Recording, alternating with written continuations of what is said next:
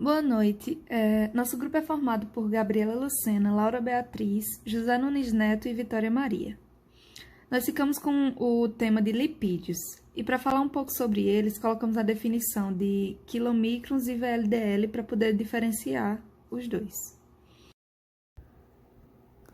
Os quilomicrons, eles consistem em moléculas grandes de lipoproteínas sintetizadas pelas células do intestino, formado de 85 a 95% de triglicerídeos de origem alimentar, pequena quantidade de colesterol livre, fosfolipídios e de 1 a 2% de proteínas.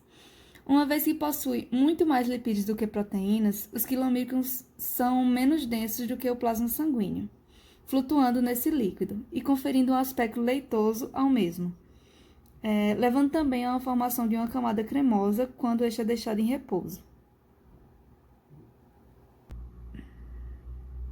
Já o VLDL são lipoproteínas de grande tamanho, porém menores do que os quilomicrons, sintetizadas no fígado. Sua composição compreende 50% de triglicerídeos, 40% de colesterol e fosfolipídios, e 10% de proteínas, especialmente a ApoB100, ApoC e algum ApoE.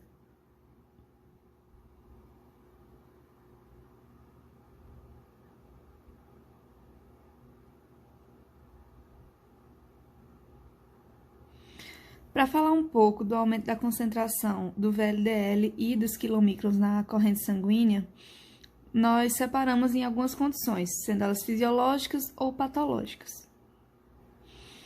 Em condições fisiológicas, nós colocamos como exemplo a gestação, a hiperlipidemia pós-pandrial e o pós-parto de vacas leiteiras. Como patológicas, a gente colocou como alguns exemplos obesidade, diabetes mellitus, lipidose, cirrose, hepatite aguda e hipotireoidismo. Para falar um pouco mais específico, a gente colocou, separado por espécie, alguns exemplos também. Como, por exemplo, em cães, a hiperlipidemia primária pode causar o aumento de VLDL e quilomicron. Animais obesos podem ter também esse aumento, principalmente de VLDL, assim como de triglicerídeos e colesterol. E na pancreatite também vai ter uma hipertrigliceridemia e hipercolesterolemia, que na pancreatite também vai ter um aumento tanto de VLDL como de quilomicrons.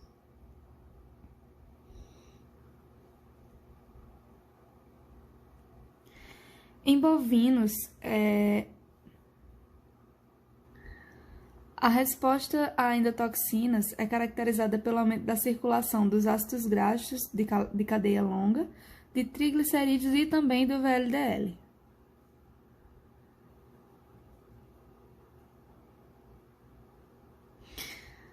Em felinos, felinos obesos podem ter o aumento tanto de triglicerídeos como de VLDL, e também podem ter esse aumento na pancreatite, tanto de VLDL como de quilomicrons, a partir da hipercolesterolemia.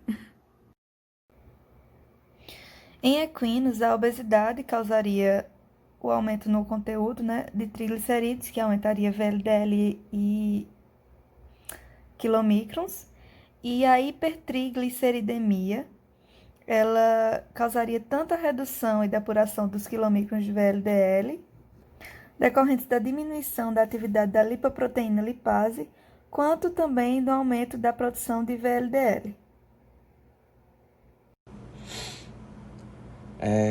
Em relação às influências nutricionais, no caso de pequenos animais, como cães e gatos, os alimentos que podem ser ofertados, que no caso causariam uma alteração na concentração de lipídios, pode ser uma ração de má qualidade, que é rica em gordura, frituras ou outros tipos de alimentos que tenham grande quantidade de lipídios. E já no caso de grandes animais, dietas ricas em certos tipos de grãos, como linhaça, feijão de soja, farelo de arroz, semente de girassol, Além dos óleos vegetais e óleos de base marinha, eles possuem uma grande quantidade de gordura. No caso dos triglicerídeos, a produção dos quilomicrons logo após uma refeição rica em gordura pode resultar no aumento temporário dos triglicerídeos plasmáticos. E no caso também de jejum em animais obesos, isso pode causar um aumento dos triglicerídeos plasmáticos devido à mobilização das reservas de gordura. No caso do colesterol,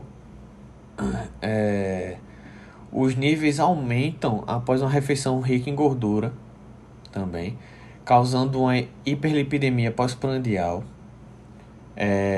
Dietas com alto teor de gordura, elas podem resultar em hipercolesterolemia. O jejum também pode causar o aumento de colesterol no plasma, assim como no caso dos triglicerídeos, devido à mobilização das gorduras de reserva.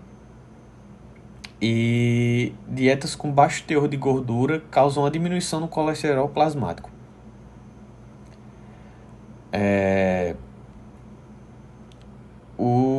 Mudanças na composição e na concentração plasmática dos lipídios, elas podem ser observadas em condições fisiológicas também, como por exemplo em animais jovens, nos quais eles vão ter baixas concentrações de lipídios totais, ou durante a gestação, que no caso da gestação ocorre um aumento considerável de lipídios totais no plasma.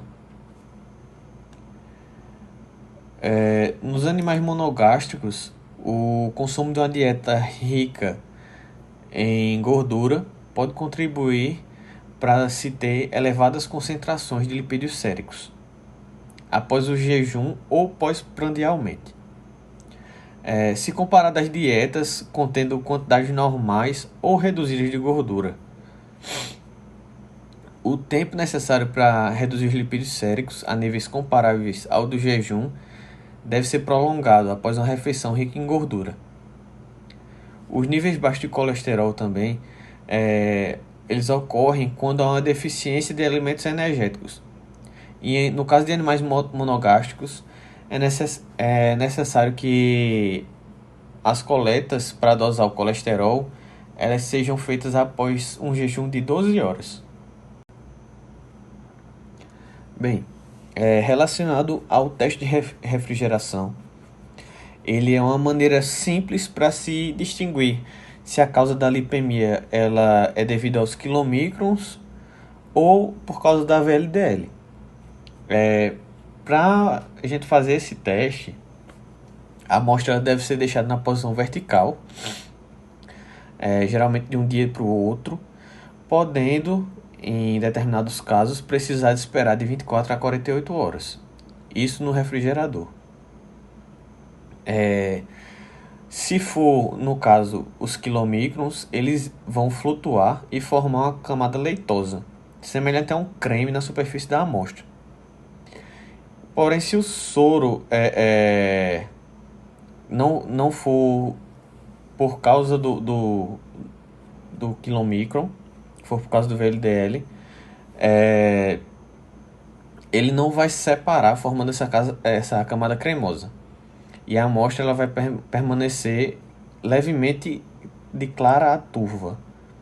Se a lipemia for decorrente do aumento dos quilomicrons e do VLDL, a camada ela vai se formar acima da amostra. E a amostra ela vai permanecer turva. A questão desses quilomicrons, eles formarem essa camada acima do plasma,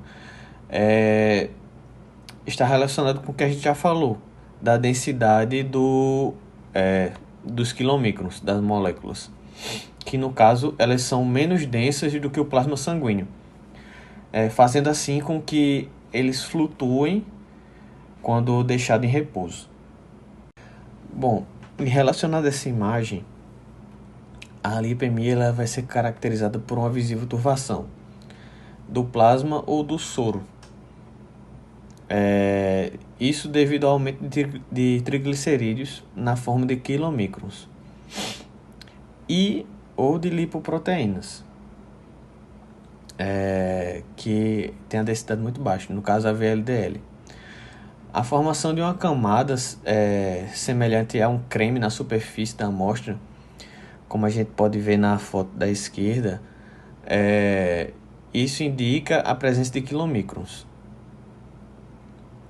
Já a falha na separação indica a presença de VLDL, que no caso é a turvoação aí na foto do meio. E no caso, as amostras normais elas ficam límpidas, que é o caso da direita.